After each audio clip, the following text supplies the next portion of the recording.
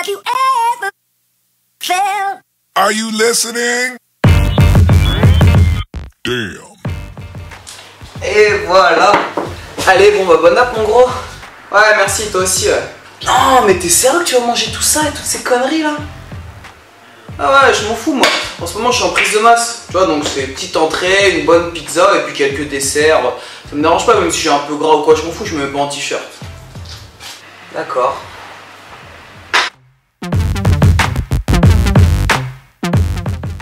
Ah, en tout cas, ça fait plaisir, ça faisait un moment qu'on n'avait pas mangé ensemble. Ouais, grave. Qu'est-ce qu'il y a? T'es malade? T'as rien eu le temps de préparer à manger? Tu veux que je te fasse un truc vite fait? Des œufs ou de la viande ou quoi? Parce que je vois que...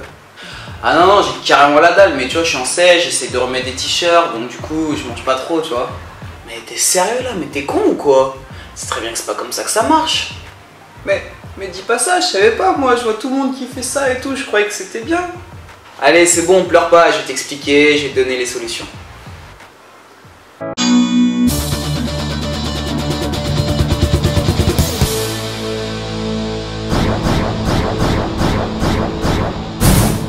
Salut à tous et bienvenue sur la chaîne Bodytime, c'est PJ. Et aujourd'hui, comme vous avez pu le comprendre, on va parler des périodes de prise de masse et de sèche.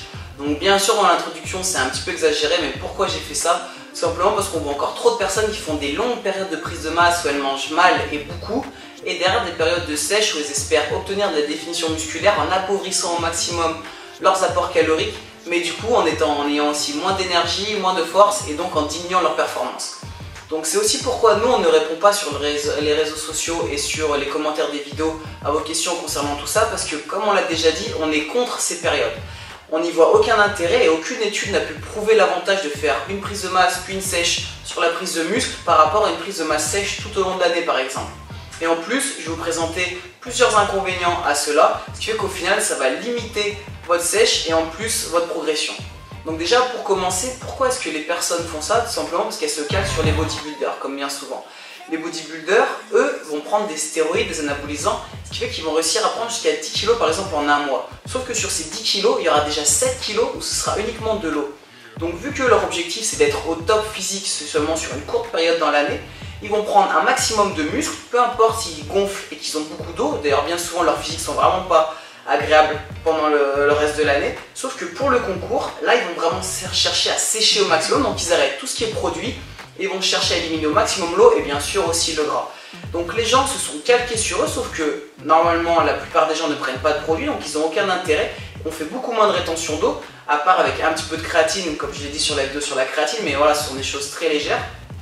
Et donc cette idée reçue de il faut prendre du gras pour pouvoir prendre du muscle est absurde, les deux choses ne sont pas corrélées, donc vous pouvez très bien prendre du muscle sans forcément avoir besoin de prendre du gras. Ensuite, pourquoi nous on vous le déconseille également, c'est que plus vous allez prendre du gras, plus vous allez développer vos cellules graisseuses, adipeuses, plus ce sera dur après pour les faire disparaître. C'est-à-dire qu'une cellule, quand elle gonfle, elle va pouvoir se multiplier, d'accord? Quand vous les remplissez au maximum, elles vont pouvoir se multiplier. A l'inverse, quand vous allez sécher, elles vont s'appauvrir au maximum, mais elles ne vont pas mourir, c'est-à-dire qu'elles sont toujours présentes et auront toujours un peu cette envie de pouvoir regonfler, se re-remplir. Le seul moyen pour vraiment pouvoir les faire disparaître, les tuer entre guillemets, c'est la liposuction. Mais sinon, il faudrait vraiment des années où elles sont vraiment appauvries pour pouvoir tuer ces cellules. Forcément, comme tout le temps, ce sont les cellules les plus résistantes qui sont les plus chiantes, et donc là, c'est les cellules graisseuses. Donc voilà aussi un autre inconvénient à faire ces prises de masse. Plus vous allez avoir tendance à prendre du gras, plus derrière ce sera beaucoup plus dur à sécher. Donc si vous le faites sur une année ça va, 2 ans, 3 ans, mais au fil des années vous aurez toujours de plus en plus de mal vraiment à ressécher et au final avoir le physique que vous souhaitez avoir. Ensuite, deuxième chose, l'inconvénient aussi de faire cela, c'est que toute l'année vous allez avoir un physique pas du tout sportif, vous n'allez pas être en forme et c'est tout seulement pour être au top sur une période de l'année, donc entre guillemets comme les bodybuilders. Nous, c'est pas ce qu'on conseille, tout simplement parce que le but c'est d'être en forme, c'est d'être physique, d'être le plus athlétique possible, de s'améliorer tout au long de l'année et d'année en année bien sûr.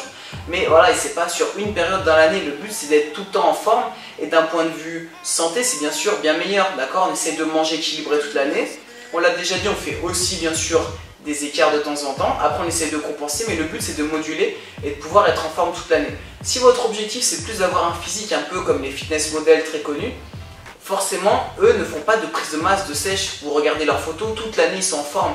Après, bien sûr que c'est pas à 1 ou 2 kilos près, d'accord? Vous pouvez prendre 1 kilo ou 2 de gras. En plus, aller jusqu'à 3 kilos, c'est une grosse prise de masse. Mais ne jouez pas sur des variations de 10 à 15 kg, d'accord, au niveau du poids du corps. Essayez de lisser au maximum. C'est-à-dire que si vous sentez que vous êtes un petit peu en sous-régime, vous avez besoin d'un peu plus d'apport, augmentez un petit peu. Si vous sentez que vous avez tendance à prendre 1 kg, 1,5 kg de gras, ben vous rediminuez. Et voilà, vous devez trouver votre juste milieu, ce qui correspond le mieux à votre physique, à votre corps, afin d'optimiser les entraînements et les résultats, mais sans avoir une prise de gras. Et voilà, j'espère donc que la vidéo elle vous a plu. Si c'est le cas, pensez à mettre un j'aime. Et donc pour conclure, je dirais juste pensez à lisser au maximum. C'est-à-dire que faites des variations sur 2 jusqu'à 3 kg. D'accord, ou si vous prenez un petit peu de gras derrière, vous cherchez à rediminuer un petit peu afin d'être tout le temps athlétique, physique, mais ne vous amusez pas à faire des grosses prises de masse et des grosses sèches où bien souvent là en plus vos entraînements en pâtissent parce que vous avez beaucoup moins d'énergie, vous êtes moins performant et donc au final vous perdez vos performances et votre masse musculaire, ce qui est forcément pas le but. Si vous avez des questions, pensez à nous rejoindre sur le forum de bodytime.fr, le site commence à être actif. On termine encore 2-3 petites choses, vous allez voir, il sera de mieux en mieux. Et pensez bien sûr à nous rejoindre sur tous les réseaux sociaux, Facebook, Twitter, Instagram, Google+. Je vous dis à très vite et surtout d'ici là, gardez la pêche et faites de la prise de masse sèche.